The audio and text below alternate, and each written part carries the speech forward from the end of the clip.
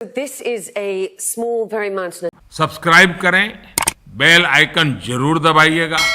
तो करना। International law is supposedly Azerbaijani. And there have been three conflicts, basically. One long one in the early 90s between Armenia and Azerbaijan over Nagorno-Karabakh. One in 2020 that was about 6 weeks. And then last week, a 24-hour lightning sort of blitzkrieg offensive by the Azerbaijanis on local Armenian defense positions, which has resulted in the local Armenian authorities saying, OK, it's untenable for us to continue living here. Azerbaijan basically says that we should be integrated and have no minority rights, have no political rights, and our entire population is going to leave. You know, the Armenians are hardwired to fear genocide and ethnic cleansing for good reason. The hostility between these two countries has seen pogroms, it's seen terrible conflict, it's seen appalling atrocities. There is no trust between the Armenians and the Azerbaijanis, and that is why you're now seeing a massive exodus, which could result in the absence of Armenians from this part of Azerbaijan, where they have been living since, you know, the 4th century. And Michael, what's the wider context to what's going on here? Yeah, I mean, the wider context is that Azerbaijan feels emboldened now. They're a rich country with oil and gas, relatively rich, 10 million people. I mean, Armenia is 3 million people, and Nagorno-Karabakh is 120,000. So the Azerbaijanis decided in 2020 that they were going to try and take back some of this territory. They've blockaded Nagorno-Karabakh since last year.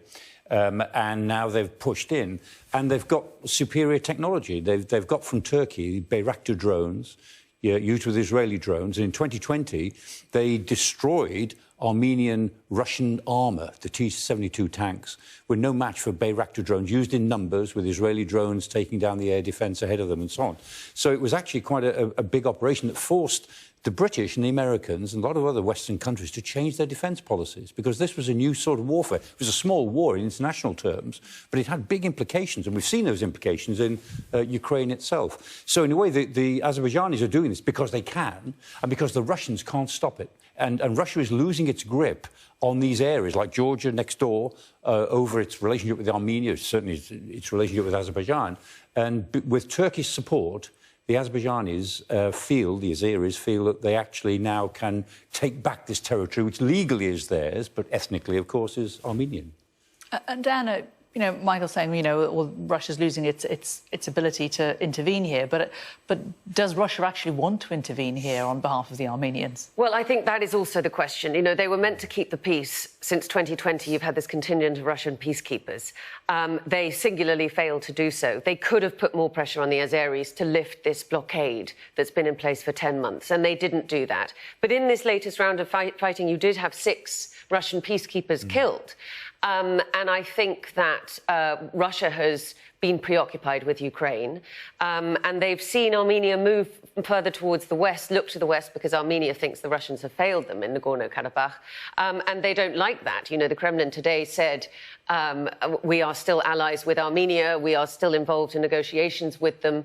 So I think that Russia is worried about losing its power in this region, and it has always been a region where Russia and Turkey have sort of vied off against one another, but it does look as though Russia's essentially kind of slightly wiped its hands of the problem, accepted Azerbaijan's decision-making, and that Russia, Turkey and Azerbaijan have sort of done what they want against the poor Armenians.